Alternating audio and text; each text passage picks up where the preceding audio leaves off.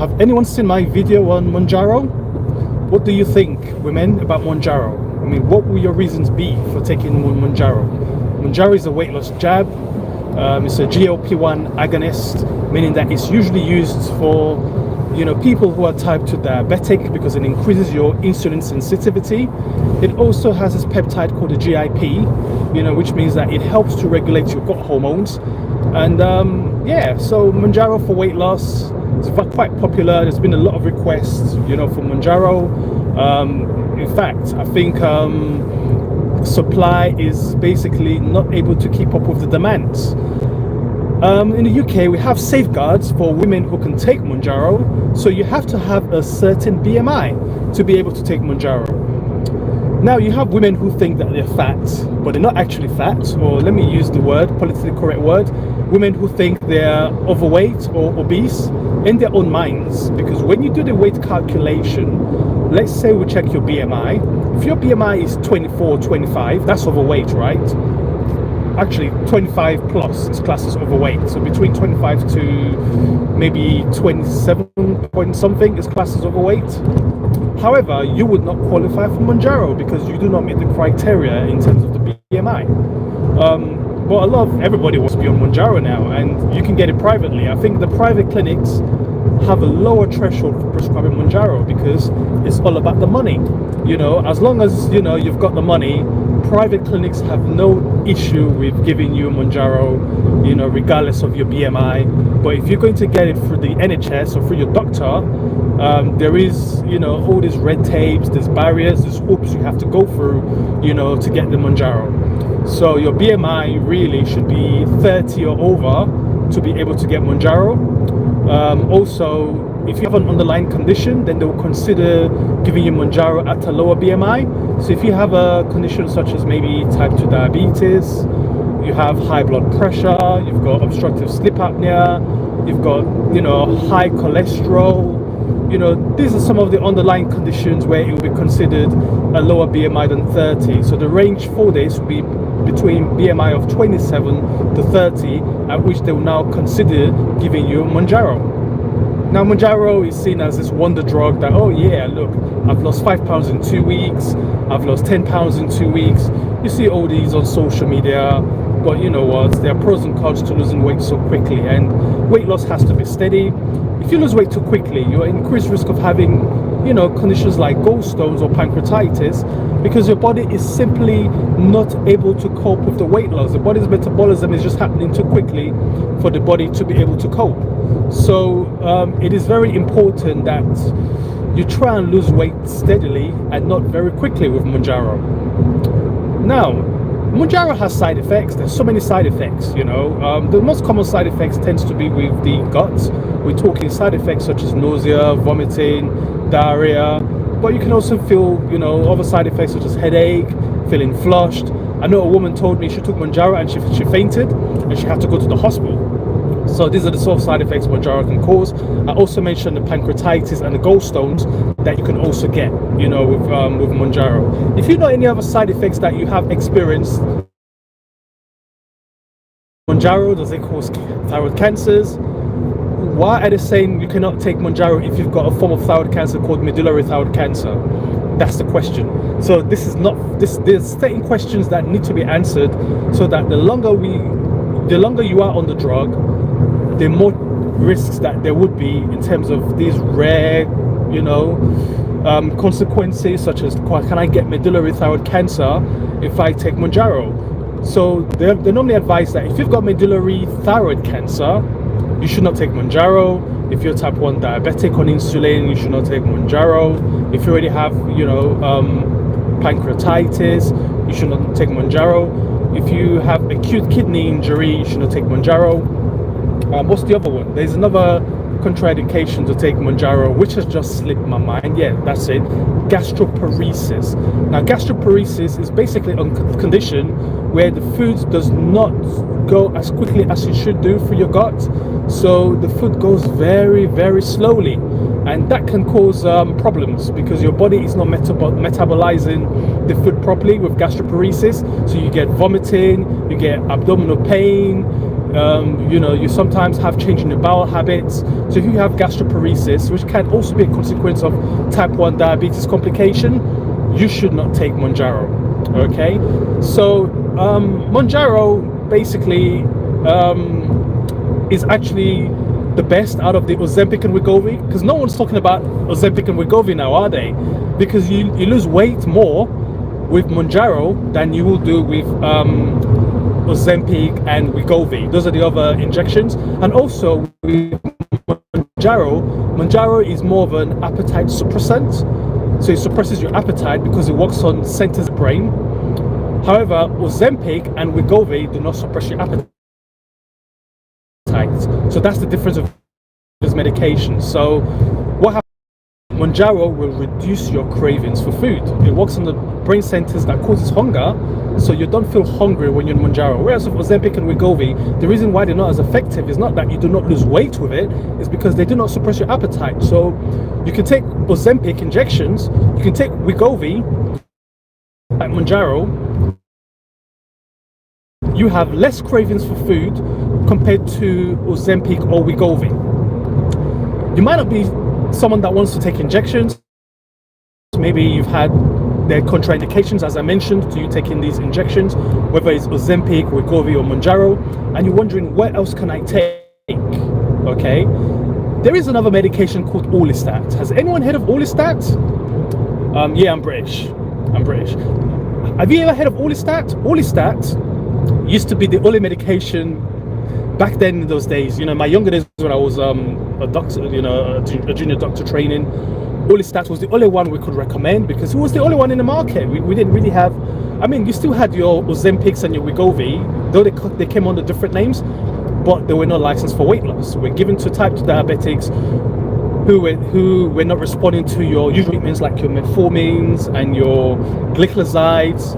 However, no one thought, oh, actually, we can give these injections for weight loss. So back then, we only had Orlistat. Now, Orlistat works, but Orlistat works slowly, okay?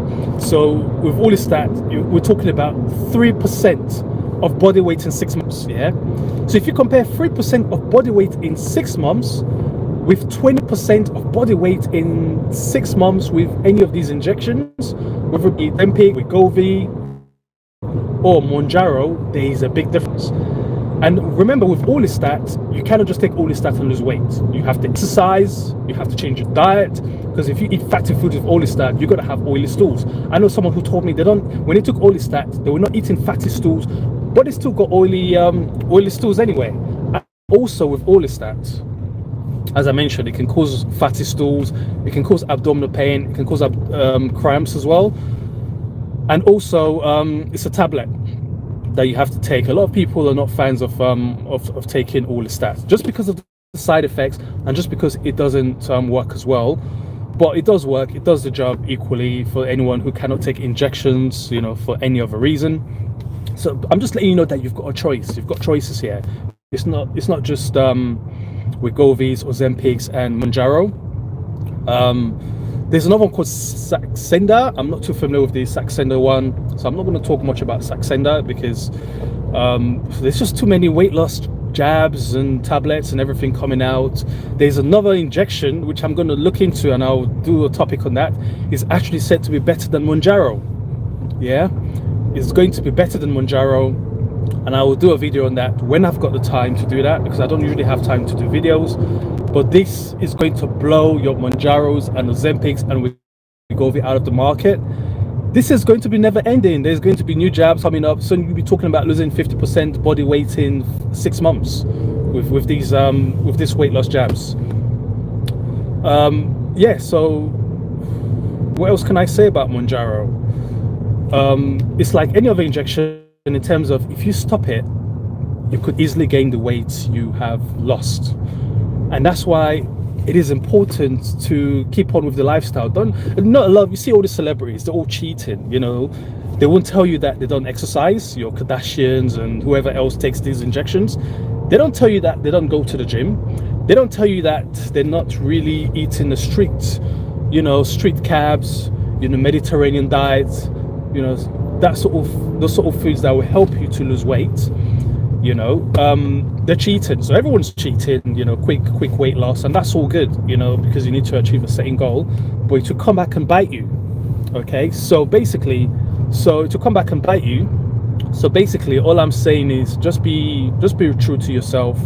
You know, I'm not here to promote weight loss jabs or any type of weight loss tablets. I'm just letting you know the pros and cons. When, you know, let's talk about the doses. So a lot of people are asking, how do I dose on Mounjaro? Mounjaro comes as a pre-filled injection pen. I'm sure you've seen it. It's like those things that you can either use it on your upper arm, you can use it on your abdomen, you can use it on your thigh as well. So you need to use it in areas that have got a lots of subcutaneous fat. So it's best to inject into the areas that have lots of subcutaneous fat. So I was saying the upper arm, the abdomen, your upper thigh as well. Also, one of the side effects I forgot to mention, skin reactions around the injection site. So don't apply to the same site all the time, because you can get like rashes around the injection site. That's one of the side effects you can get with injections. You can get like fatty lumps around the injection site as well. So always change, you know, the sites if you're using the injection. So pre-filled pen, 2.5 milligram dose. So you start with a 2.5 milligram dose for the first 4 weeks. Women, I'm going to talk about contraception. Remind me, I'm going to talk about contraception with the with this Mounjaro injections, or any other injection that you take for weight loss. But let me just talk about the doses. Again, I've got a more concise video where I spoke about Mounjaro on the YouTube channel. So if you want a good summary about everything I've talked about, you can check my video on which women should take Mounjaro. I also have another health channel called the Caring Medic. So the Caring Medic, I talk to my YouTube channel. So I'm getting distracted. Okay, 2.5 milligram dose. You'll use this for 4 weeks. After 4 weeks, provided side effect, now increase to a 5 milligram dose. Okay, so you're going from 2.5 to 5 milligram dose.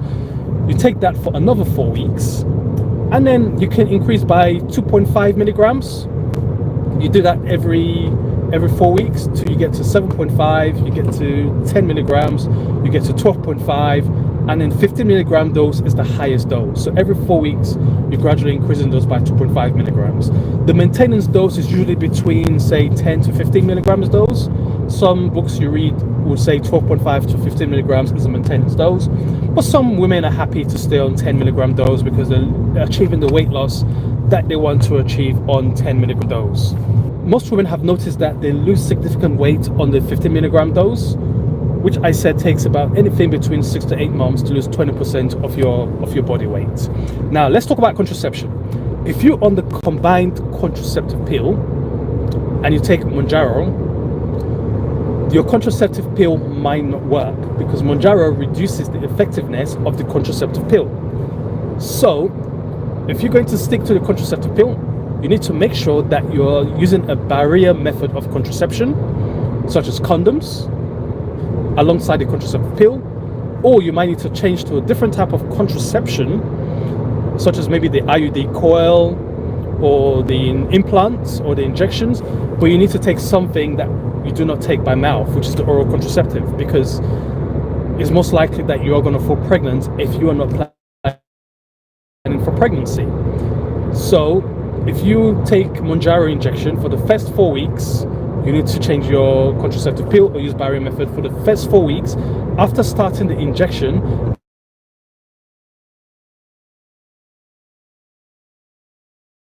for the 4 weeks on 5 milligram dose, you need to be on a different form of contraception. So what that means is throughout the duration, you are going to be on an alternative form of contraception. Also, why it's important to look at the contraception. Some women have conditions such as polycystic ovarian syndrome. They're thinking, oh, I'm not going to fall pregnant because I have an underlying condition. There's more chances that you are going to fall pregnant because the Mounjaro injection increases,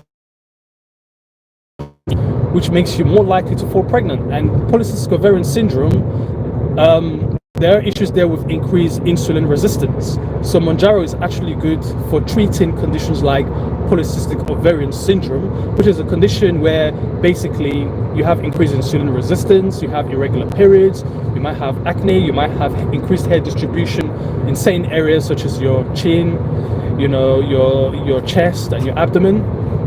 You know, so those are some of the hallmarks of polycystic ovarian syndrome. So women, if you have to go on contraception because you might fall pregnant. This is all I've got to say about the Mounjaro injections. If you have any topics you would like me to present, please let me know. I hope you enjoyed this video, and please subscribe to my channel. I love you all, and thanks for watching. Take care, guys.